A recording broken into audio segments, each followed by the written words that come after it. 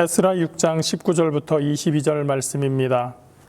사로잡혔던 자의 자손이 첫째 달 14일에 유월절을 지키되 제사장들과 레위 사람들이 일제히 몸을 정결하게 하여 다 정결하매 사로잡혔던 자들의 모든 자손과 자기 형제 제사장들과 자기를 위하여 유월절 양을 잡으니 사로잡혔다가 돌아온 이스라엘 자손과 자기 땅에 사는 이방 사람의 더러운 것으로부터 스스로를 구별한 모든 이스라엘 사람들에게 속하여 이스라엘의 하나님 야훼를 찾는 자들이 다 먹고 즐거움으로 이랫동안 무교절을 지켰으니 이는 야훼께서 그들을 즐겁게 하시고 또 아수르 왕의 마음을 그들에게로 돌려 이스라엘의 하나님이신 하나님의 성전 건축하는 손을 힘있게 하도록 하셨음이었더라.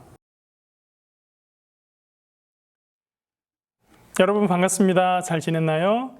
오늘은 이 이야기로 먼저 시작을 해야 될 것 같아요. 요즘 사회적으로 가장 이슈가 되고 있는 이야기가 있어요. 여러분들은 뭘 것 같아요? 아마도 지난 8월 15일에 있었던 광화문 집회 그리고 코로나 확산 이 상황이 아닐까 생각을 합니다. 특히나 이 집회를 어떤 목사님과 그 목사님이 이끄는 단체 또 그 교회가 주도해서 실행을 했기 때문에 한국의 기독교가, 한국의 교회가 굉장히 많은 지탄을 받고 있는 그런 상황에 있습니다. 이런 상황에 대해서 첫 번째로 이야기할 것은 그 목사님의 언행이나 그 집회는 정말 잘못된 것이었다라는 거예요. 지금 가장 중요한 것은 전염병 확산을 막는 것이죠. 그런 상황에서 사람들이 엄청나게 모이는 집회를 추진했다? 그건 심각한 문제라고 생각을 합니다. 두 번째는 많은 한국교회는 그 목사님이나 그 집회에 찬성하지 않는다는 것입니다. 물론 우리 교회도 마찬가지죠. 불행하게도 생각보다 많은 교회들이 그쪽에 심정적으로 동조하고 있는 것도 사실이고 또 그분들이 큰 소리를 내기 때문에 교회가 다 그런가 보다 생각할 수도 있지만 그러나 코로나 감염 사태를 더 유의주시하고 조심하는 교회들이 많다는 걸 꼭 알았으면 좋겠습니다. 그래서 혹시나 우리 친구들 교회 다니지 않는 다른 친구들하고 이야기할 때 교회에 대한 이야기가 나오면 우리 교회는 광화문 집회에도 반대한다 이렇게 얘기해주고 코로나 방역을 위해서 예배도 적극적으로 온라인을 활용한다라는 걸 분명히 얘기할 수 있으면 좋겠습니다. 우리 중고등부만 해도 벌써 온라인으로 예배한 지만 6개월, 7개월 이제 들어가게 되죠.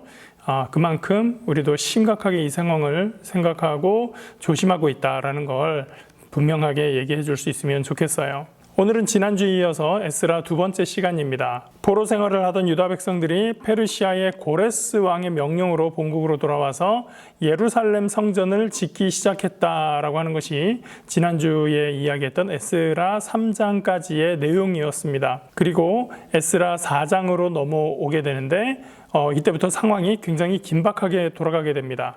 유다 백성들이 잡혀가서 비어 있었던 그 땅에 들어와서 살고 있던 사람들이 있었는데 이 포로에서 돌아온 사람들, 그러니까 유다 백성들이 다시 예루살렘 성전을 지으려고 하자 방해를 하기 시작을 했었던 거예요.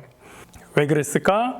유다 백성들이 이 성전을 완료하고 그 지역에 제대로 자리 잡고 살기 시작을 하면 그동안에 이 빈 곳을 차지하고 있던 사람들, 자기들이 살고 있던 곳을 내어주어야 하기 때문에 어떤 걱정을 많이 했을 거예요. 그래서 건축하는 사람들을 방해하는 한편 그 지역을 담당하고 있는 관리들에게 고위 관리들에게 뇌물을 주면서 성전을 못 짓게 해달라고 하게 됩니다.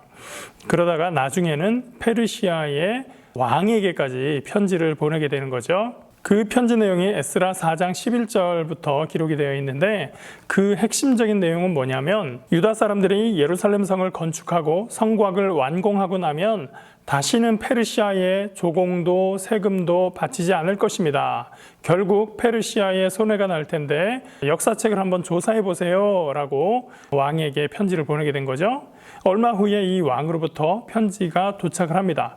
그 편지의 내용은 또 어떻게 되어 있을까? 정말로 살펴보니 과연 이 예루살렘이 심지어 주변 나라의 조공을 받던 시절도 있었고 장난이 아니더라. 그러니 성을 완공시키게 하면 안 되겠어.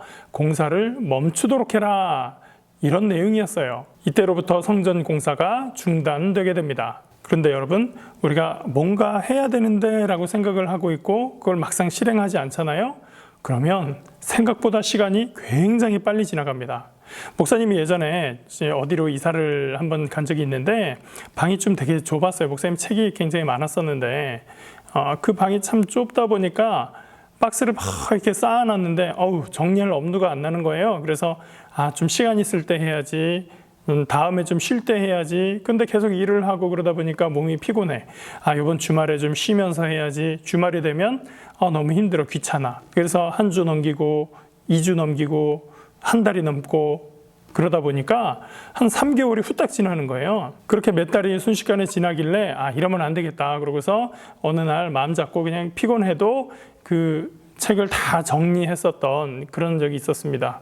이렇게 우리가 해야 될 일이 있을 때 그걸 해야지 하고 생각만 하고 있다 보면 어느새 시간이 후딱 지나는 걸 알게 되기도 해요. 그런데 이스라엘 사람도 그랬었던 것 같아요. 성전 건축이 중단됐습니다. 사람들이 탄식했을 거예요. 이런 게 어딨어, 이렇게 못하게 하면 안 되지, 그러면서 불평을 하기는 했지만 그래도 어쩌겠어요. 이 페르시아라는 나라가 그 당시 그 지역에서 아마 전 세계에서 가장 강력한 국가였었어요. 그러니까 힘없는 백성으로서는 일단은 멈추자, 일단은 중단하자, 그렇게 할 수밖에 없었겠죠. 그렇게 일을 멈추고 나니까 다시 시작하는 게 잘 되질 않아요. 이봐, 우리 저 성전 짓다 말고 저렇게 놔둬도 괜찮아? 에이, 그렇다고 우리가 뭘 어쩌겠어. 나라에서 하지 말라잖아. 하긴 그래, 우리가 힘도 없고 나중에 상황 좋아지면 그때나 한번 생각해 보자고. 이렇게 이야기하면서 한 주간을 지내고 2주간을 지내고 한 달이 지나고 2달이 지났을 거예요. 그렇게 공사가 중단이 된 기간이 얼마나 될까요? 1년? 2년? 아니, 더 많아요. 5년? 더 많아요. 10년이 넘어서 15년이 넘었어요. 그러니까 하나님의 선지자 학개와 스가랴가 나와서 하나님의 말씀을 증거하게 됩니다. 너희는 잘 살겠다고 너희의 집은 그렇게 잘 짓고 잘 가꾸면서 도대체 하나님을 섬기는 그 성전은 어떻게 되고 있는 것이냐? 당신들이 내 집 짓는 것만큼 하나님의 집에 대해서도 생각은 좀 하고 살아야 될 것 아니냐? 그러면서 하나님의 성전을 내팽겨치고 그냥 오늘의 삶을 살아가기만 하고 있는 사람들에 대해서 책망하고 꾸중하게 됩니다. 그러자 유다 사람들은 다시 성전을 짓기 시작을 합니다. 거의 15년이 넘어서 사람들이 다시 성전을 짓는다고 하니까 그 주변 사람들, 15년 후에 이 사람들은 또 어떤 반응을 보였을까요? 역시나 니네들 뭐야? 하는 사람들이 나왔겠죠. 사람들이 막 찾아와서 이야기합니다. 당신들 누구 허락받고 하는 거야? 공사 책임자는 누구야? 나와봐! 그러면서 막 그 공사하는 것에 대해서 따졌습니다. 그들이 와서 따져 물으니까 우리가 건축은 이만저만해서 시작을 했고 건축의 책임자는 누구고 하는 것들을 다 이야기하게 되죠. 이 사람들이 이번에도 다시 왕에게 편지를 쓰게 됩니다. 이때는 페르시아의 다리오라고 하는 사람이 왕으로 있었는데 그 다리오 왕에게 보낸 편지는 이런 내용을 담고 있었어요. 유대 사람들이 성전을 건축하고 성곽을 세우고 있어서 우리가 책임자 이름을 묻고 내용을 들었습니다. 고레스 원년에 고레스 왕이 조서를 내려서 건축하라고 시켰답니다. 게다가 느부갓네살 왕이 성전에서 빼앗아 갔었던 금, 은 그릇도 다 내주면서 다시 가지고 가라. 이걸로 너희들이 하나님께 제사 드려라. 그렇게 얘기를 하더라고요. 이 사람들 말이 정말인지 고레스 왕께서 그런 조서를 내리신 적이 있는지 확인 부탁합니다. 다리오 왕이 이 편지를 받고 이 내용이 정말인지 과거에 그런 일이 있었는지 한번 조사해봐라 라고 신하들을 시켜서 찾아보게 했어요. 그런데 덜컥 하나의 문서가 나오게 됩니다. 그 내용이 그 사람들이 이야기한 그대로였던 거죠. 고레스 왕 원년에 이스라엘 백성들더러 돌아가서 예루살렘 성전을 짓고 또 그 성전에서 사용하던 금은 그릇도 다 가져가서 사용을 해라. 이런 내용들이 다 있었던 거예요. 고레스 왕이라고 하면 이 다리오 왕에게는 어떤 사람이었을까요? 고레스는 페르시아가 큰 제국이 되도록 만드는데 큰 역할을 했던 가장 큰 첫 번째 왕이라고 할 수 있습니다. 그러니까 조선으로 치면 태조 이성계 정도 되는 왕이었었던 거죠.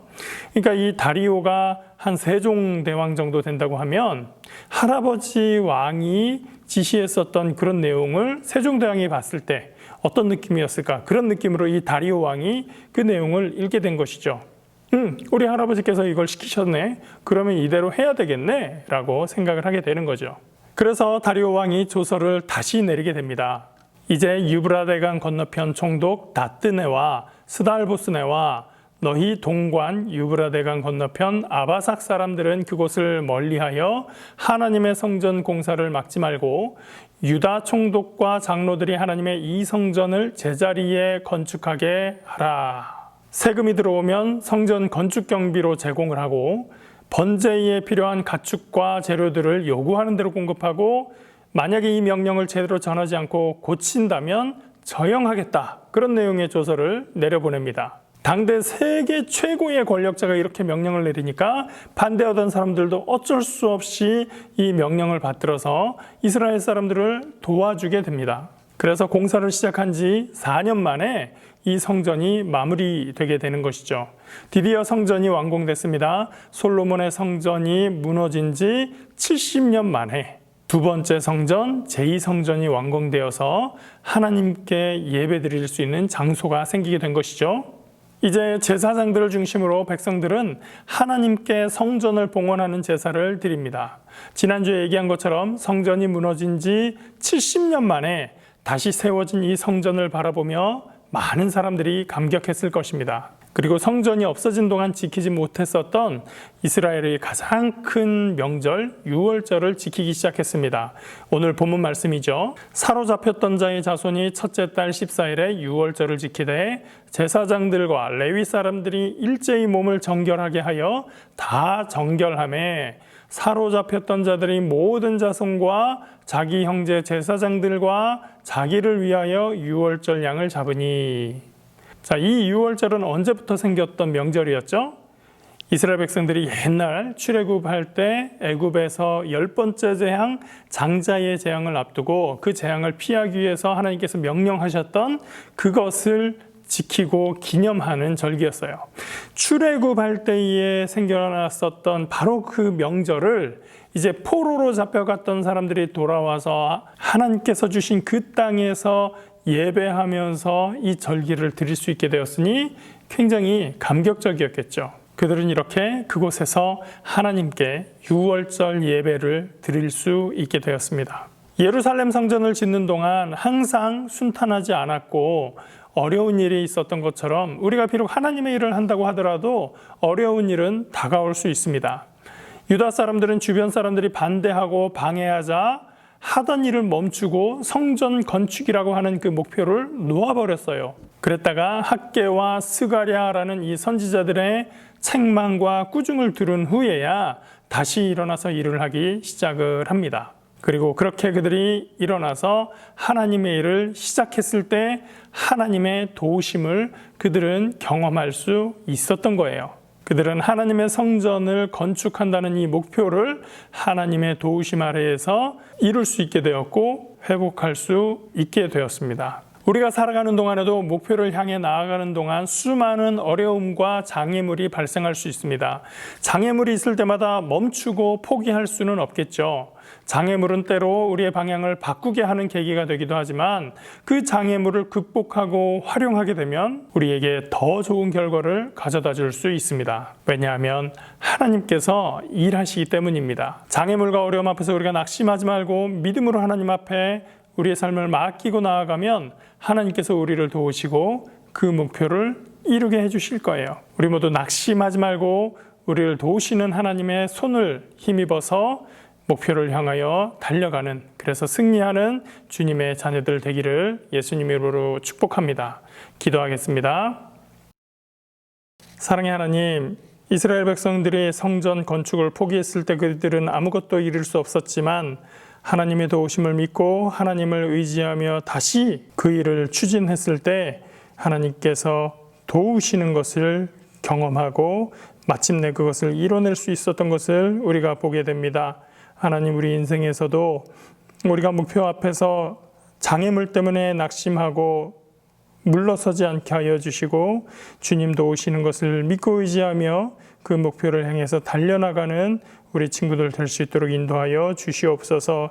예수님 안에서 늘 기쁨과 감사함으로 승리하며 목표 목표를 향하여 달려나갈 때 하나님의 은혜 가운데 그 삶의 성공을 누릴 수 있도록 인도하여 주시옵소서. 감사하며 예수 이름으로 기도합니다. 아멘.